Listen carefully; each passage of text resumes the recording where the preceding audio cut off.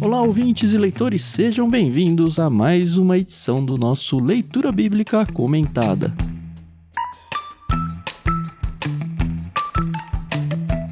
Eu sou o Thiago André Monteiro, @vulgutan. Estou aqui com a Carol Simão e com o Edu Oliveira para o nosso penúltimo ou antepenúltimo, depende de como você faz a sua contagem, episódio em Êxodo. Bom dia, tudo bem com vocês? Oi pessoal, tudo bem? Aqui é a Carol Simão. E é isso aí, né? Finalmente chegamos aí nos... pra mim é o penúltimo capítulo, não episódio. Boa. Mas foi muito bom, tá sendo muito bom e vai ser muito bom pra quem vai ouvir agora. E aí pessoal, Edu Oliveira aqui, beleza Tam, beleza Carol? Estamos aí nos finalmente. Vamos falar de moda hoje, né? Hoje a temática é moda. A Carol que vai gostar, né? Canaã Fashion Week. Canaã Fashion Week. Moda de verão. Ou moda do deserto.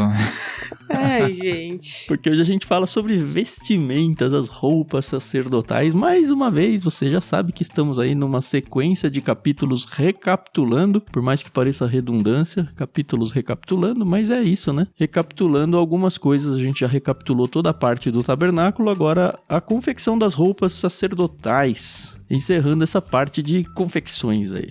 E nos preparando para o que será o último capítulo do Êxodo, que será na semana que vem. E a gente falou penúltimo ou antepenúltimo, porque como vocês já sabem, se vocês ouviram os outros livros, nós temos um último episódio que chamamos de epílogo, onde a gente faz uma live com vocês no Instagram. Então fiquem atentos às nossas redes sociais aí. Agora é a nossa rede social, né? Porque o Twitter morreu. Pelo menos enquanto a gente tá gravando isso, não existe mais Twitter no Brasil. Ai.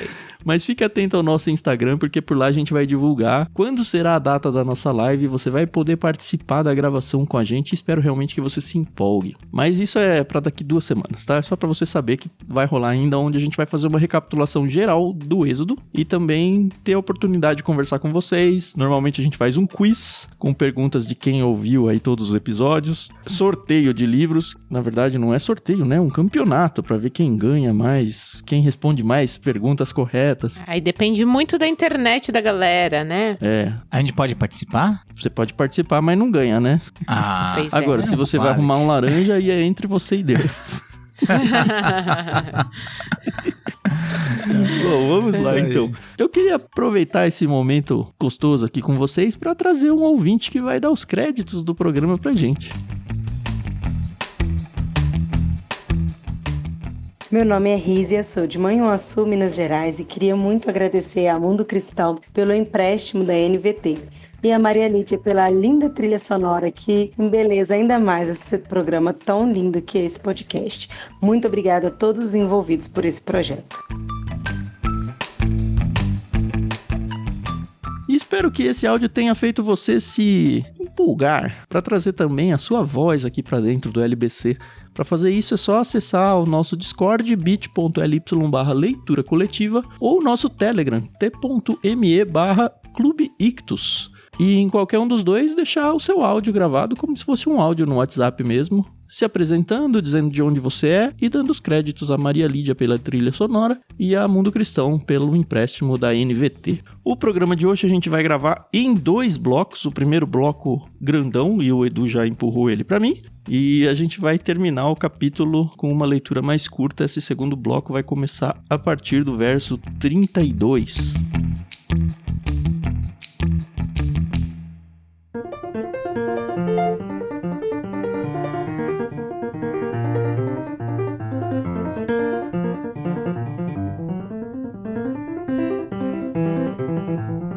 Com isso, então, damos início ao bloco 1 do capítulo 39 de Êxodo aqui no LBC.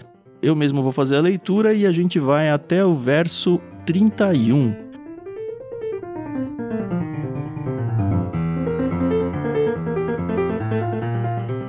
Os artesãos confeccionaram belas roupas sagradas de tecido azul, roxo e vermelho para Arão vestir ao servir no lugar santo, conforme o Senhor havia ordenado a Moisés. Bezalel fez o colete sacerdotal de linho finamente tecido e bordou-o, usando fios de ouro e fios de tecido azul, roxo e vermelho. Para fazer os fios de ouro, bateu o metal até formar lâminas finas e as cortou em fios. Com grande habilidade e cuidado, bordou os fios de ouro no linho fino, com fios de tecido azul, roxo e vermelho. O colete sacerdotal tinha 2 peças, unidas no ombro por 2 ombreiras. O cinturão decorativo era feito dos mesmos materiais: linho finamente tecido bordado com fios de ouro e fios de tecido azul, roxo e vermelho, conforme o Senhor havia ordenado a Moisés.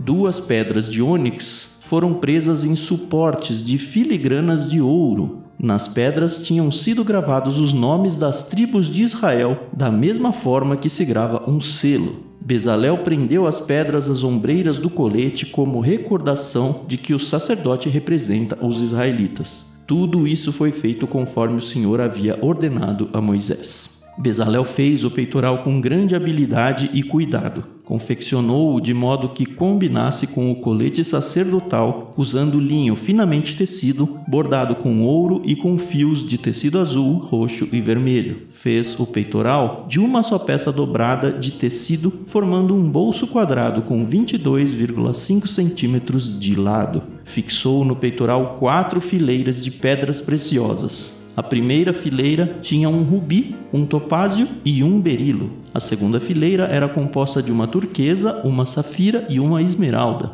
A terceira fileira era composta de um jacinto, uma ágata e uma ametista. A quarta fileira tinha um crisólito, um ônix e um jaspe. Todas essas pedras eram presas a suportes de filigranas de ouro. Cada pedra representava um dos 12 filhos de Israel e trazia gravado o nome da tribo correspondente como em um selo. Para prender o peitoral ao colete sacerdotal, fizeram correntes de fios trançados de ouro puro. Fizeram também 2 suportes de filigranas de ouro e 2 argolas de ouro que foram presas aos cantos superiores do peitoral. Amarraram as 2 correntes de ouro nas 2 argolas do peitoral. Amarraram as outras pontas das correntes aos suportes de filigrana de ouro sobre as ombreiras do colete. Em seguida, fizeram mais 2 argolas de ouro e as prenderam às bordas interiores do peitoral, junto ao colete. Fizeram outras 2 argolas de ouro e as prenderam à parte da frente do colete, embaixo das ombreiras e logo acima do nó que amarrava o cinturão decorativo ao colete. Prenderam as argolas inferiores do peitoral às argolas do colete com cordões azuis, para que o peitoral ficasse firmemente preso ao colete acima do cinturão. Tudo isso foi feito conforme o Senhor havia ordenado a Moisés.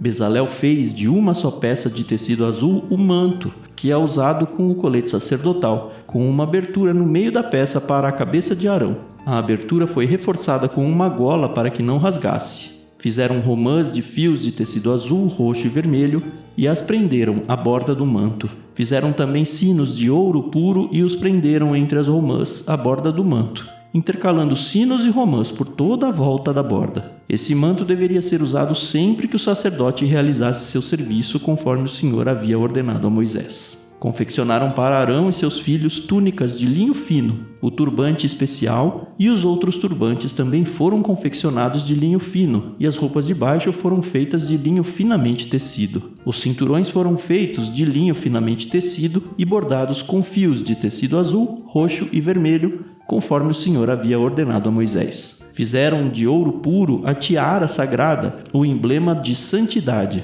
Gravaram nela, como em um selo, as palavras Santo para o Senhor. Prenderam a tiara com um cordão azul à parte da frente do turbante de Arão, conforme o Senhor havia ordenado a Moisés.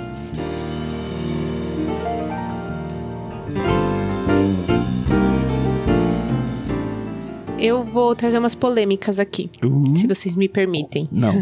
Não, então sobe os créditos, acabou? Não tem uma musiquinha assim. É, exatamente. Não, mas assim, conforme eu tava estudando, e eu falo aqui pro pessoal que os meus estudos, eu procuro alguns sites na internet, eu tenho alguns livros em casa, mas eu às vezes nem falo tanto aqui porque eu gosto mais de aprender junto com vocês, o Tan, o Edu. Mas eu fiquei muito preocupada quando eu fui estudar esse capítulo, porque eu achei um site, e eu nem vou nomear aqui esse site, acho que não vale a pena, que falava muito sobre Arão. Arão, aqui, a gente tá vendo as vestimentas, e não é pra ser uma coisa polêmica, tá? É só um comentário que eu vou fazer. A gente viu que Arão teve aqueles episódios passados sobre a forja, né, do bezerro de ouro, etc e tal, pá. E a gente não vê um castigo ali em Arão, né?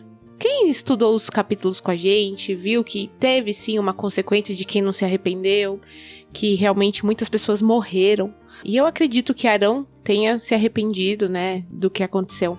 Mas nesse site que eu encontrei, puxa, foi muito triste, porque falava assim, Arão fez o que fez porque era irmão de Moisés, e Deus, e até usava Deus com a letra minúscula nesse estudo, absolveu e o tornou sumo sacerdote, então isso quer dizer que ele estava acima das regras impostas pro povo e tal. E assim, isso me deixa muito preocupada, porque aqui no LBC a gente faz um estudo sério, a gente faz um comentário sério, a gente lê a Bíblia, a gente vai atrás de estudiosos e comentaristas para trazer uma informação que realmente tem embasamento para os nossos ouvintes, e a gente espera que isso seja disseminado, né, pro bem. Mas existe tanta coisa ruim pela internet, principalmente. Existem livros também muito ruins. Mas tudo isso para dizer, pessoal, toma cuidado com o que vocês vão ler. Porque tem gente aí que realmente tá disposta a desacreditar a Bíblia, né? Então a única polêmica que eu falei que eu ia trazer é exatamente essa, né? Da gente tomar cuidado, porque Arão, ele foi separado por Deus desde o início. Com certeza ele teve muitos momentos em que ele teve que lidar ali com Deus. E não tá na Bíblia, não quer dizer que não aconteceu, né? Mas aqui a gente tá vendo uma parte tão bonita, que é a parte da vestimenta do sumo sacerdote, de como isso foi um exemplo e enfim. Então, eu não queria tirar a beleza, mas quando eu fui estudar esse capítulo, surgiu isso e eu fiquei muito assustada. Falei, nossa, eu só vou comentar com a galera, sem criar polêmica, já criando, para as pessoas tomarem cuidado, só isso. Eu acho essa fala muito importante, Carol. Porque uma coisa é você, que já estuda a Bíblia a vida toda, né? Ouve, tá... Nossa, vou usar uma palavra tão antiga e talvez soe até meio esquisito, mas está arrolada a uma igreja local. Faz parte, né, de uma igreja local. Talvez você não seja tão facilmente enganada, não com coisas tão básicas. Sim.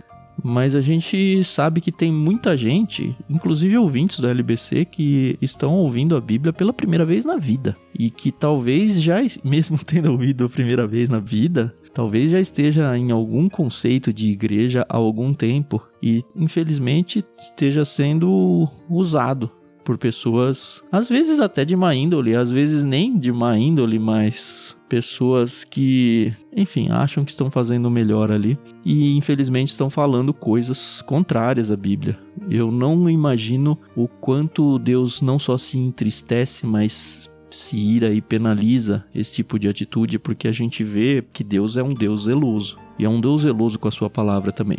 A gente encerrou o episódio da semana passada batendo muito na tecla de que vocês orassem por nós. E acho que uma das coisas que vocês podem sempre orar é para que nós não sejamos essas pessoas que involuntariamente, e acreditem, vai ser realmente involuntário se acontecer, que a gente traga alguma coisa errada das escrituras. E pode acontecer, sim, em qualquer contexto.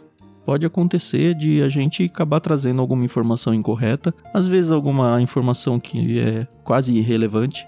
Algumas vezes a gente corre risco de trazer coisas bem erradas. E Deus tem que nos preservar disso, porque nós somos falhos. Agora, o alerta que a Carol colocou aí, acho que dos principais é: não acredite em nós, não acredite nas pessoas como pessoas. Acredite em primeiro momento, assim, colocando na frente de tudo que se ouve, se lê e se consome na internet, coloca as escrituras. É ela que manda, não é quem tá falando. É ela que diz qual é a verdade.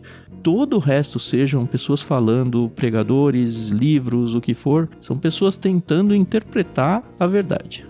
Sim. Inclusive, quando a gente fala da interpretação, é preciso muito cuidado, principalmente quando nós tratamos do texto como esse, né, texto do livro do Êxodo, que está fazendo uma narrativa, que não necessariamente o autor, agora o autor do livro aqui, e obviamente inspirado pelo Espírito Santo, assim como eu creio, e o Tan e Carol também crê, ele tinha a intenção, a necessidade de colocar todos os pormenores, os detalhes detalhes. Em algum momento ou outro, sim. Por exemplo, quando nós estamos nessa parte aqui da questão os detalhes da construção, a riqueza, né, dos ornamentos, você vê riqueza em detalhe. Mas quando nós olhamos textos como da jornada ou coisas que estão acontecendo no meio do caminho, nem sempre, porque não é a prioridade do autor. O próprio João, apóstolo João, quando ele no finalzinho do livro de João, do Evangelho de João, ele fala, olha, se nós formos colocar tudo que Jesus fez nos livros, não caberiam livros no mundo. Exato.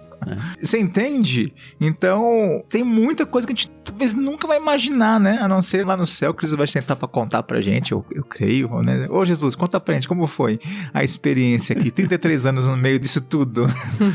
Mas o autor ali não tinha essa intenção, não fazia parte do contexto o autor falar alguma coisa. A gente não sabe o que aconteceu com Arão, se Arão foi resistente, se Arão foi pressionado a fazer, e o autor não tem o objetivo ali, naquele texto em especial, ali de colocar lá, Arão foi quem se levantou. Não, ele quis dizer que houve um erro do povo, uma afronta para Deus e Deus tratou, pronto.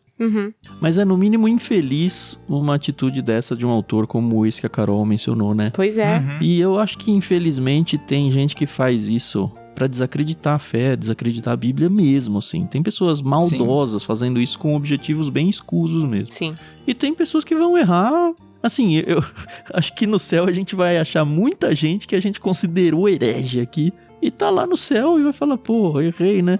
Exato. Mas eu entreguei a minha vida pra Jesus, tanto que cá estou. Mas errei, vou fazer o quê? Tantos, né? Tantos. Nós estamos vivendo um momento, falando da teologia brasileira, né? De homens com uma influência tão grande, tão profunda dentro do contexto cristão e, inclusive, fora, indo para linhas que você fala assim, meu Deus, eu nunca imaginei ouvir isso de alguém que se diz pregador do evangelho. É, que tem um mínimo de estudo bíblico, sabe? Mas se perdeu num nível. E eu acho que não é só brasileiro não, viu, Edu? Não só brasileiro. Mundial. Fora vem muito mais. É, então. E num mundo de redes sociais, onde as pessoas têm os números de seguidores é na casa dos milhões, sabe? O estrago que potencialmente é feito. É gigante, né? É triste de ver. Mas é sempre importante, né, você, leitor bíblico, observar o tipo de texto que você está lendo e sempre ter em mente que, assim, ali não está, depende do texto, é claro, não tem todo o detalhe, né, não era o objetivo do autor trazer esses detalhes, e há muita coisa dentro da história. Se você vê Moisés escrevendo 5 livros aqui, né, o Pentateuco aqui, você vai notar ele tendo que colocar textos que vai falar dele. Dele mesmo. Não deve ser fácil escrever de si mesmo, né? Não é fácil escrever de si. Você percebe, então, às vezes ele tendo que ter cuidado para não aparentar algo. Em algum dos capítulos para trás, eu comentei alguma coisa, né? Se a gente vê Moisés aqui descrevendo tão por cima algumas coisas, daí você vai lá no Novo Testamento e vê o apóstolo Paulo dando uma puxadinha de orelha. E Moisés fala, da onde saiu isso? Daí você vai aqui no Antigo Testamento, não dá essa percepção. Já notou que coisa muito louca? Da onde saiu isso? Você vai acabar tendo que ir pra cultura, pro ambiente cultural deles, do que os comentaristas entre eles, não no nosso tempo, né? Entre a história do povo sendo recontada e contada e aplicada para chegar lá no Novo Testamento e o apóstolo Paulo fala assim, Moisés, tem uma escorregadinha ali, ó. E vocês sabem muito bem disso. Agora, como é que a gente se previne desse tipo de coisa? Cara, eu não preciso fazer um seminário, não. Quanto mais a gente lê a Bíblia, só, sabe, faz parte da minha rotina e tal. Quanto mais você tiver isso, não importa o quão erudito ou o quão cativante ou as ferramentas de persuasão do orador que você está ouvindo. Se você é conhecedor da Bíblia, você não cai nessas coisas. Pelo menos não na grande maioria delas. Nem nessa facilidade, né? Tem que ser bereano. Então. Mas se você só tá consumindo pregadores e livros que não são o livro dos livros, as escrituras sagradas, você tá fadado a correr esse risco mesmo. E acho que não só isso, você tá fadado a criar uma colcha de retalhos intransponível, assim. Porque cada um tem a sua teologia, a sua formação, a sua linha. E aí você lê 3, 4 autores diferentes falando do mesmo texto, é bem provável até que eles vão falar algumas coisas diferentes entre si. Por isso a importância de você mesmo ter acesso às escrituras, não só aquele trecho, mas as escrituras ela conversa consigo mesma o tempo todo. Quantas vezes a gente já trouxe textos do Antigo e do Novo Testamento falando um sobre o outro, mencionando um sobre o outro, como o Edu falou agora há pouco, um reinterpretando o outro ou trazendo luz a alguma coisa que não estava tão clara. É super comum isso na Bíblia. Uhum. Até porque o autor é o mesmo, né? Para a Bíblia toda. É, exatamente. Muito bom. Exatamente.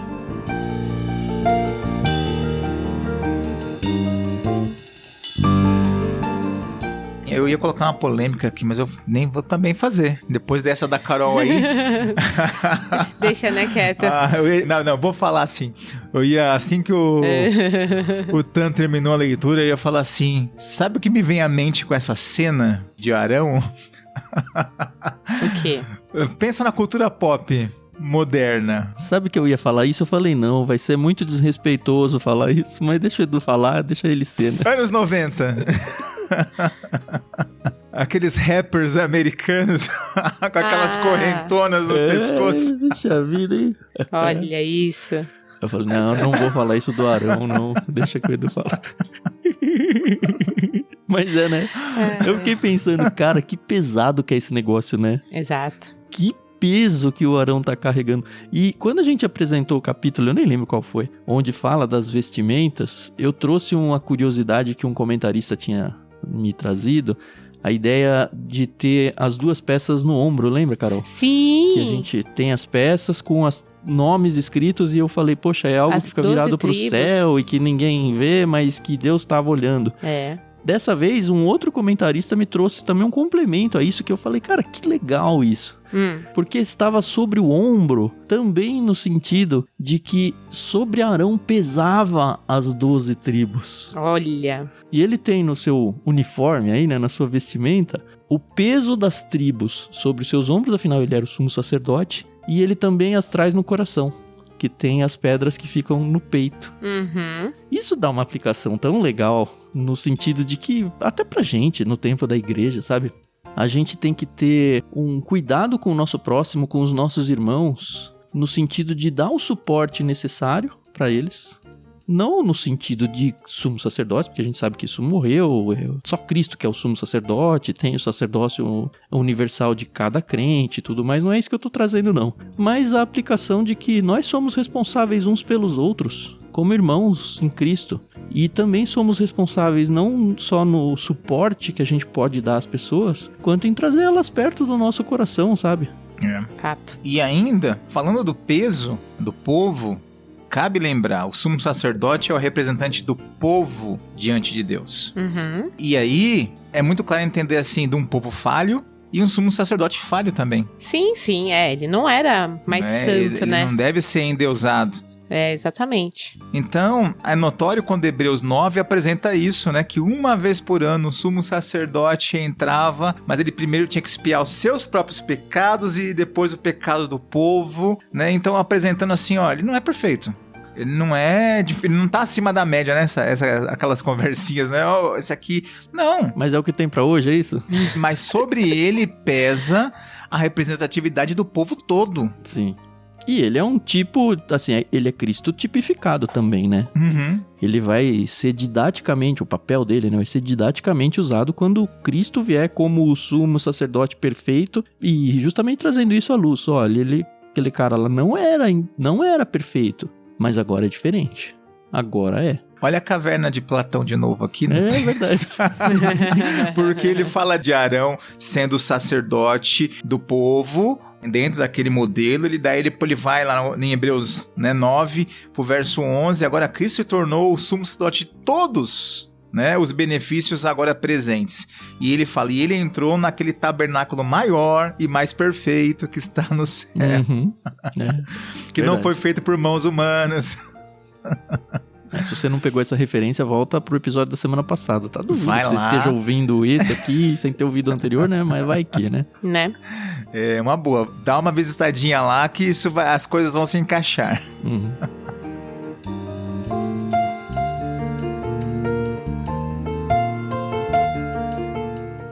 Agora tem um negócio que também já Eu não sei quantas vezes a gente já falou isso, mas falou, tá? Mas é que esse capítulo, ele tem tanto isso. Ele tem 7 vezes esse refrão, né? De que, como o Senhor ordenara para Moisés. Isso aí vai aparecer no verso 1, no verso 5, no verso 7. E a gente nem leu ainda tudo, né? No verso 21, no verso 26, no 29 e no 31. O tempo todo. E numa primeira leitura eu nem percebi que ele estava repetindo isso. Mas ele falou o tempo todo, olha, foi feito conforme o Senhor tinha ordenado para Moisés. Só isso, não queria perder isso daí. E já pegando como gancho isso que o Tan falou, mais uma vez a gente vai ver aqui o trabalho belíssimo e o esmero que Bezalel teve. Ele podia chamar Belazel, né, Carol? Pois é, podia, né? Esse é até mais fácil pra pronunciar, né? Mas eu gostei demais aqui.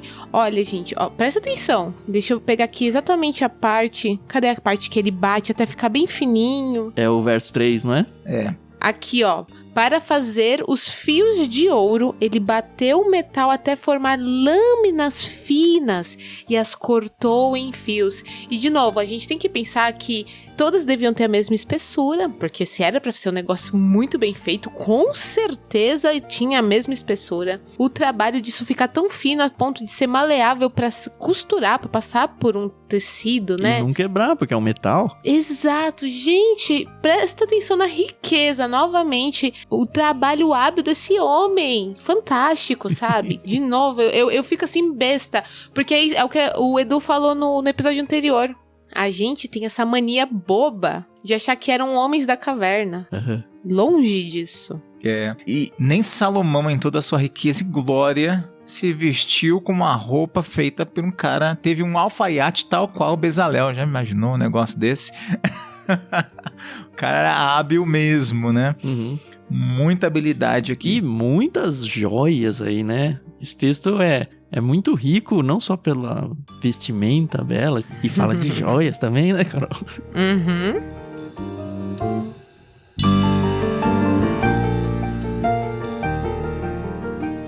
E aí, já que a Carol começou, né, trouxe a questão de pegar em texto, né, fora do contexto e criar imaginários aí, pretextos, né, você vê até nesse aqui, um que eu creio que perdeu o seu momento, né? Graças a Deus, mas num certo momento da história da teologia brasileira, né? Apareceram alguns grupos aí que quase mataram, né? Toda essa ideia que é tão gostosa de pequenos grupos, né? Que é importante para a igreja, que tem o seu papel, né? Em ajudar a igreja, irmãos em Cristo, a estarem juntos semanalmente, fora do ambiente da igreja, mas sendo igreja, né? Sendo testemunhas, que quase matou, bem no nascimento disso, né? Quase mataram isso com aquelas ideias, né? Isso foi meio que numerologia bíblica ou qualquer coisa assim, não? Era meio assim, era meio numerologia, porque tinha o grupo dos 12, daí tinha as 12 pedras, tinha vários, né? Saíram vários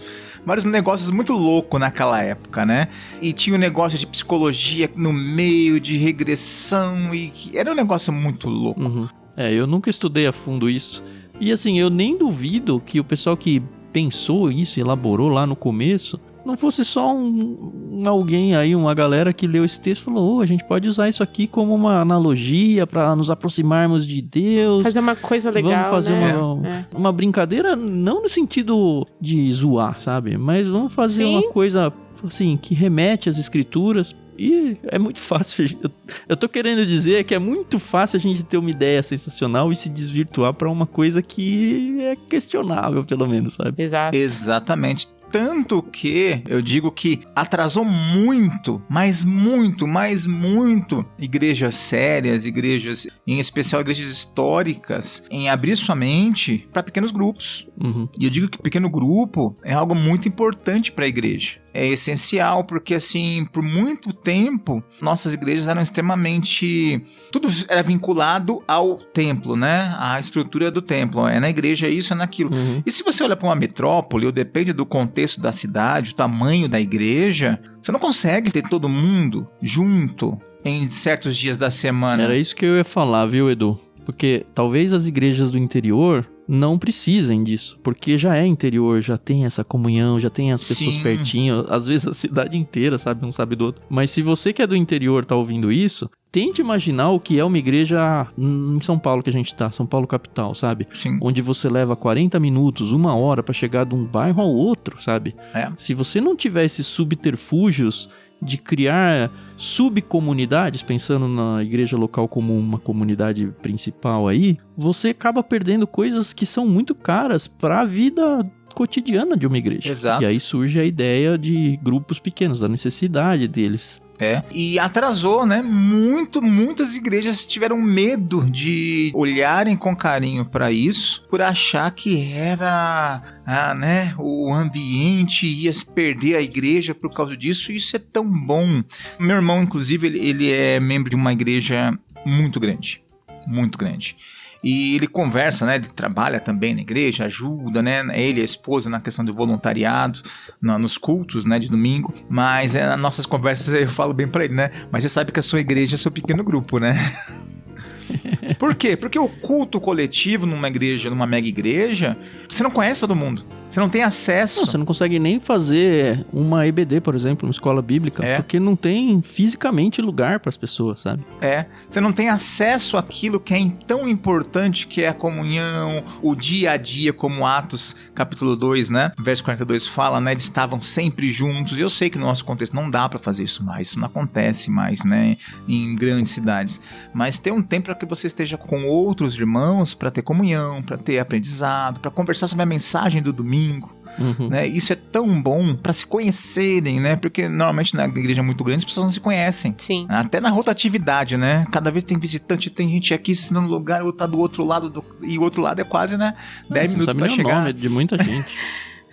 Então o pequeno grupo se torna esse ponto de contato, que é importante, que é essencial. E eu creio que mesmo para igrejas menores no contexto de São Paulo, o que muda também, né? Porque a igreja que hoje, eu digo por exemplo, antigamente a gente conseguia pegar num sábado e falar, homens, precisamos fazer um serviço na igreja. Você juntava aí os homens da igreja, né? Os diáconos e tal, e iam lá fazer um serviço. Isso não acontece mais hoje. Pelo menos no meu contexto de igreja, não. Mas você tá em São Paulo, Edu. Então. Eu não consigo nem comparar, porque eu cresci numa igreja em Jundiaí, interior. Então eu tenho 2 distâncias aí. Interior e épocas pré-internet, segurança na rua, tudo isso pesa hoje, sabe? Sim. E aí eu vim pro outro extremo, que é esse que você tá desenhando, capital. E numa época em que saí pras ruas e internet afastando o relacionamento pessoal e tudo isso somado. Mas no interior também não tem mais isso não. Daí é onde eu quero chegar. O povo não trabalha mais de segunda a sexta. Não existe esse modelinho que existia até uns 20, 30 anos. A pessoa trabalha de segunda a sexta, sabe, domingo é folga. Isso é raro. Minha infância, sábado, o centro, né? Que precisa comprar alguma coisa, não tinha shopping, não tinha nada. No centro, é meio-dia. Quer comprar alguma coisa, tem até meio-dia. Acorda cedo, vai pro centro. Isso não existe mais. Cidade fantasma à tarde. Domingo, então. As pessoas trabalham pelo menos 6 dias da semana. Né? Então, no sábado, eu não consigo reunir homens. Vamos fazer isso? Não consigo, porque tem outro que trabalha, um trabalha em outro horário, tá lá. Eu não consigo fazer isso. Então você percebe a importância disso. E aí, na semana que um tá muito longe porque sai do trabalho e numa capital como São Paulo, né, que você mora na zona... Olha que loucura. Você mora na zona norte e trabalha no final da zona oeste. É minha realidade.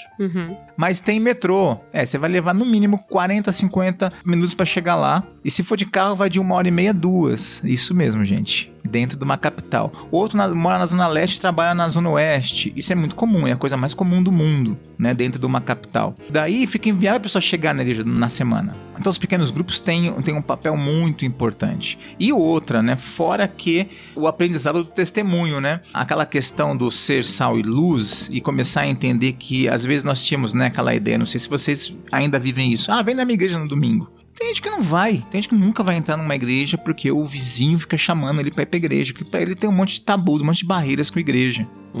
Mas um dia na semana que tem um grupo de pessoas na casa dele, na casa do vizinho, orando, conversando. Come uma pizza, não sei o que, conversa, Bíblia, canta. por que não? E você fala, vem ficar com a gente, vem orar com a gente, vem conhecer meus amigos aqui, a pessoa chega.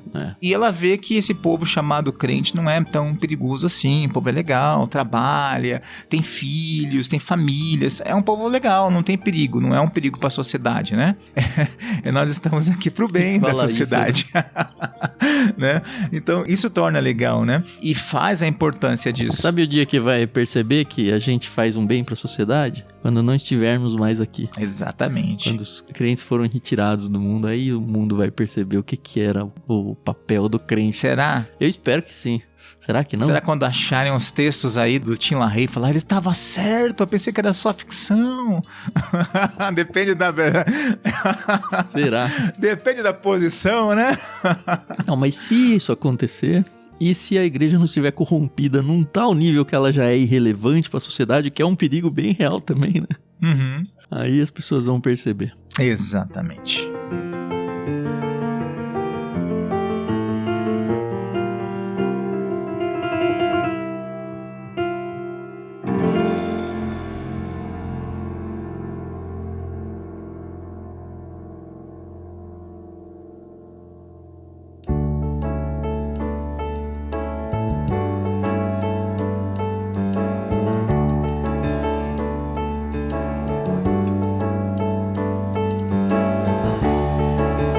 Né, Edu? É. Fazer a leitura do bloco 2, então. Bloco 2, verso 32, né? Verso 32 até o final. Vamos lá.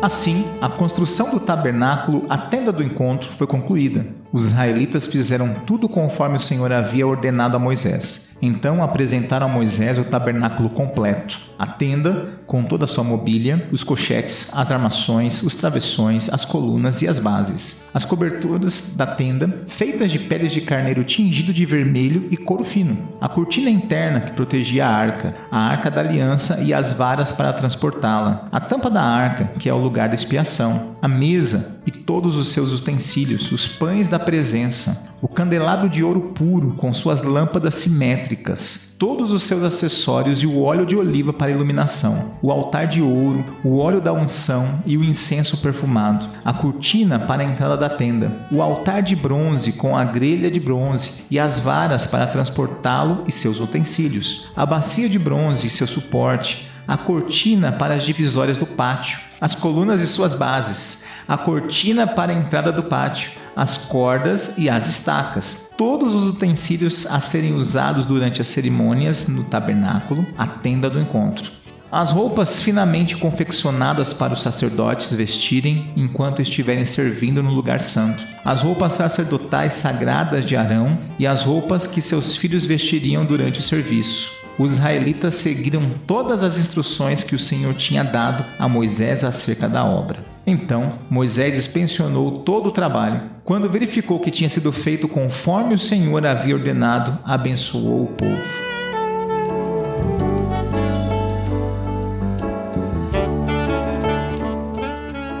Eu não sei o que passa no coração de vocês quando leio esse texto, mas me enche de alegria, sabe? Perceber assim, não só, não aquela coisa de, finalmente acabou, mas sabe aquele acabou bom?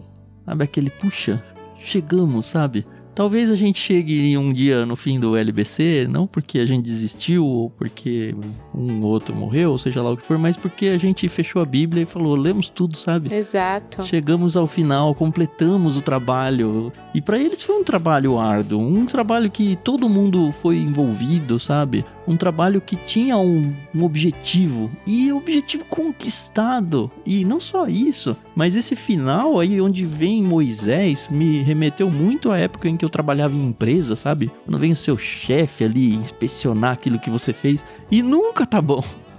Mas foi feito de um jeito tão perfeito, tão maravilhoso e tão comprometido que Moisés inspecionou e aprovou. Não só aprovou, abençoou o povo. Acho que é a primeira vez que aparece Moisés abençoando o povo. Que coisa gloriosa, não? E nos faz lembrar que quando a gente trabalha com um alvo, e esse alvo sendo Deus, né? como as coisas elas fluem, né? Porque aqui em nenhum momento você vê, e eu não tô falando que não teve, mas você não é relatado desacordos no sentido de, eu quero fazer, não. Faz de novo, tá errado, sei lá. Isso, as pessoas trabalhavam em harmonia, entendeu? E você que trabalha em obra, ou você teve uma reforma na sua casa, enfim, você sabe que é estressante. Mas aqui... E não teve aquele negócio de... tá bom, vai, fica assim mesmo que eu já não aguento mais, sabe? Exato. Eu acredito que, não fala quanto tempo, né, levou aqui tudo, mas eu acredito que cada dia quando eles acordavam pra fazer, eles falavam, opa, lá vou eu novamente pra uma coisa que eu gosto, sabe? Ame o seu trabalho e você nunca terá que trabalhar, esse tipo de coisa, sabe? Eu achei muito legal no 37, né, que fala da simetria das lâmpadas, né? Olha a riqueza no detalhe, né? Você fala, uau. Pois é. Tudo maravilhoso. Não era aquele negócio que tá meia boca, o cara fala, não, aqui é rústico. Já viu essa conversa de vendedor? Você vai comprar uma coisa? Sim. Mas por que é assim? Não, é que é rústico. Daí aumentou em 100 reais, né? Ficou mais caro porque é rústico. Foi entalhado à mão. Exatamente. Essa falha aqui foi proposital. Isso foi pra dar pra perceber os detalhes do cara que trabalhou. Não. Olha, simetria. É muito legal isso, né? Perceber isso. Uhum. Isso é interessante, a questão aquelas estudiosos de arte, né, de pintura e tal, quando eles falam naquela questão do... Como que foi? Quem que inventou isso aí? Agora eu tô lembrando o nome do negócio lá, da simetria do rosto lá, que o Da Vinci fazia. A Lei Áurea? Lei Áurea não tem um outro nome. A razão áurea. Tem razão áurea, mas tem um nome, não tem? Que eles fazem na matemática também isso? Que eles fazem o cálculo lá... Né, que eles olham, né? Se está simétrico, né? A beleza do rosto, eles fazem o cálculo da medida do tamanho do rosto da Mona Lisa, lateral e tal. Fibonacci? Eu acho que é Fibonacci. Fibonacci segue a razão áurea. É isso mesmo, então é isso mesmo, porque eu tava pensando em outro nome. É Fibonacci. É muito legal isso, né? Você fala, olha só, a riqueza no detalhe não foi só simplesmente desenhada por alguém com muita habilidade. Ela foi feita com... beleza. Excelência, beleza, exatidão. E falar assim, ó, essa sombra que não tá aqui porque foi por acaso. Uhum. O artista quis colocar foi de propósito. E acho que essa repetição de seguiram todas as instruções que o senhor tinha dado mostra mais uma vez isso. Uhum. Sim. O tempo todo. É um checklist assim, ó, item isso, esse item, esse item, esse item, esse item. Lembrando que Moisés viu, né, ali na maquete de Deus, né, por assim dizer. Então, realmente, ele era a pessoa para inspecionar, né? Para chancelar. Exato. E você vê quando o povo trabalha direitinho, bonitinho, as bênçãos de Deus vêm, né? E é legal pensar nisso, hein? Olha só. Pensando em arquitetura, Moisés viu a maquete ou Moisés viu o modelo original? Né? Olha que muito louco. Pois é. É brincadeira, tá, gente? Porque não vai ter tabernáculo no céu. Né? Tabernáculo foi por um tempo, depois teve tempo. Sim. E outras coisas mais, mas é interessante pensar nisso. O que Moisés viu? Pois é. Mas você afirma que não vai ter tabernáculo no céu? Porque uma das coisas que me incomoda no Apocalipse, por exemplo, é no milênio pós, então, volta de Cristo e tudo, continuar sacrifícios. É uma coisa que a gente vai discutir quando chegar a hora. Interessante. Mas assim, não faz sentido per si, assim. Mas vai ter, porque tá descrito que tem. Então vai ser ressignificado? Não sei. E o que acontece? De novo, que a Carol abriu no episódio. A gente tentando elucubrar aqui sobre as coisas, de repente tá jogando uma groselha aí. Não pega muito, não. Então, cuidado.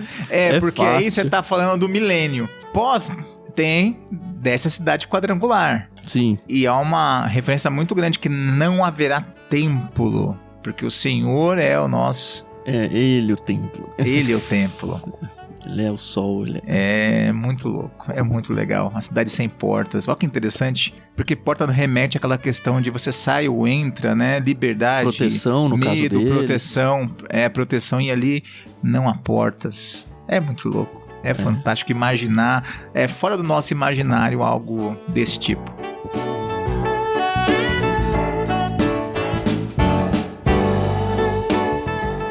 Agora imagina que você tivesse ali nesse povo, passou, sei lá, alguns meses fazendo isso aí. Talvez até um outro texto a gente consiga tentar estimar o que foi o tempo deles, pelo menos o tempo parado ali que eles gastaram, eu acredito que pelo menos alguns meses foi aqui. Se tiver um texto muito claro, a gente vai acabar se desmentindo em outros episódios, então fica com a gente aí ao longo de toda a série, tá? Isso aí, isso que é bom. Mas assim, o que eu queria trazer é, imagina que você faz parte do povo e tá lá parado não, né, trabalhando nesse projeto há tanto tempo, e de repente, como a Carol falou, eles acordam de manhã, legal, hoje vamos fazer mais isso, hoje vamos fazer mais aquilo.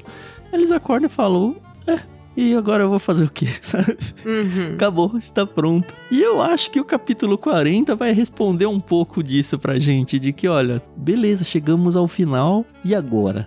E eu gosto muito, de verdade, eu gosto muito do capítulo 40 de Êxodo, porque ele responde esse e agora pra gente que tá lendo nos dias de hoje. Quando a gente tava lendo o Gênesis, Carol, eu não sei se você vai lembrar disso, contando a história lá dos patriarcas e tudo mais, teve um episódio em que o Jacó tava voltando pra se encontrar com o Esaú, depois que ele foi lá e ficou com o Labão um tempo e tudo mais. E aí, naquele episódio, antes do encontro, eu falei, poxa, será que tem alguém que tá ouvindo aqui, ouvindo o LBC, né? E que não sabe o que vai acontecer nesse encontro, porque é a primeira vez mesmo lendo a Bíblia, sabe? Seria muito legal ver essa experiência. Uhum. Pois acredite que chegou pra gente um tempo depois, e assim, muito tempo depois, a gente tava até gravando outro livro já, um depoimento de uma pessoa que falou, então, eu tô ouvindo esse capítulo aqui, e eu queria dizer que essa pessoa existe e sou eu. Olha! E aí ela escreve um texto lá, adulta, sabe? Que legal. E aí eu percebi o quanto é importante o que a gente faz, porque a gente atinge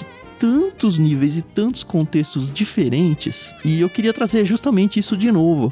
Talvez tenha gente que esteja aqui em Êxodo 39 com a gente, mas não sabe o que vai acontecer em Êxodo 40. Tá aí agora que o tabernáculo ficou pronto, sabe? Como que o povo vai viver em relação a isso? E o capítulo 40 vai responder isso pra gente e talvez pra alguns ouvintes pela primeira vez na vida. Boa. E, ao mesmo tempo, Tam, serve como um alerta pra nós. Porque é incrível quando você vê pessoas que novas na fé ou começando, né, a caminhar e descobrindo essas coisas. É algo muito incrível. Eu lembro na minha infância, quando eu comecei a ler a Bíblia, né, eu me converti com 9 anos. Tudo era muito novo pra mim. Uhum. E foi muito legal porque é um trabalho feito por missionários e eu ia pro cultinho, né, e é o culto das crianças, ia, né, não posso falar na minha igreja, não posso falar cultinho. Eu falo cultinho, o povo, não é cultinho, é culto infantil. Como se menosprezasse, né?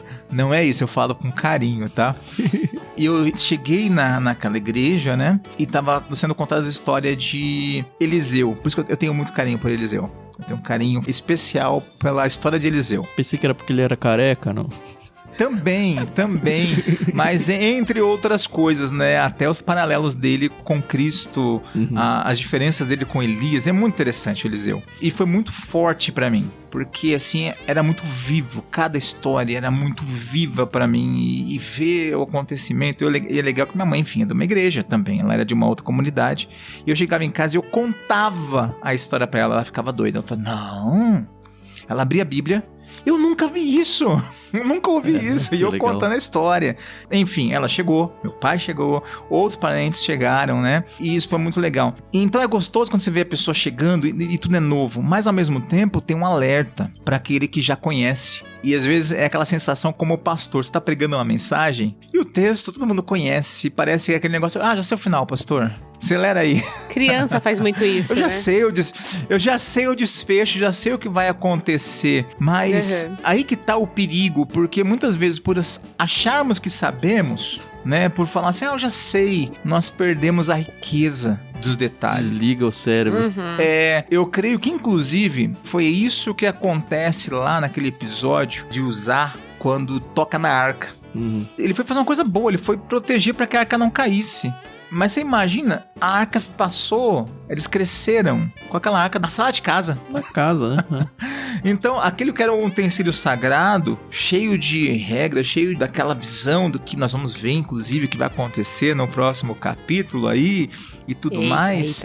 Aquilo que era o objeto de tudo isso, num primeiro momento, uau, ela tá aqui, tá na sala.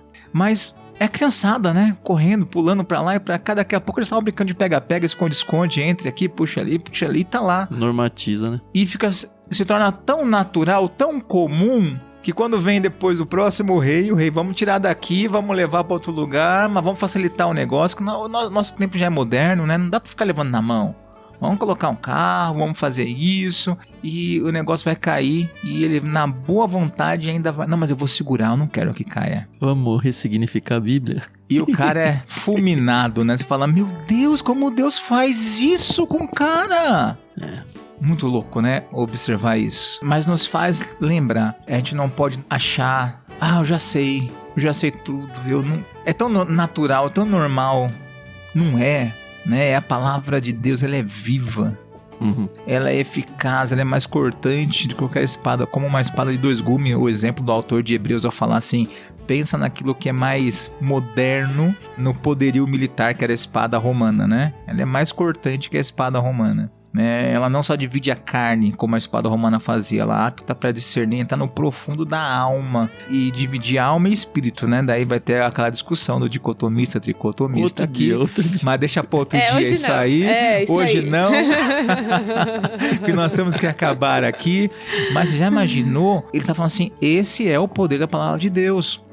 Então, por mais que eu fale, já li trocentas vezes esse livro, já sei os detalhes, eu tenho memória fotográfica, eu consigo abrir, eu sei onde está tal versículo em tal página, porque minha memória é fotográfica. Isso não diz nada. Quer dizer nada. Porque ela é a palavra de Deus, que às vezes você pega para ler com aquele desdém, vou ler, vou fazer meu exercício religioso do dia. E é ela que te pega e fala assim, vamos conversar. Então é importante observar isso, né? E ver a importância disso e aprender a caminhar com essa riqueza dela, né? Para que não se torne algo natural e comum. Natural é bom que seja, porque é a rotina, mas comum acho que é o perigo. Exatamente.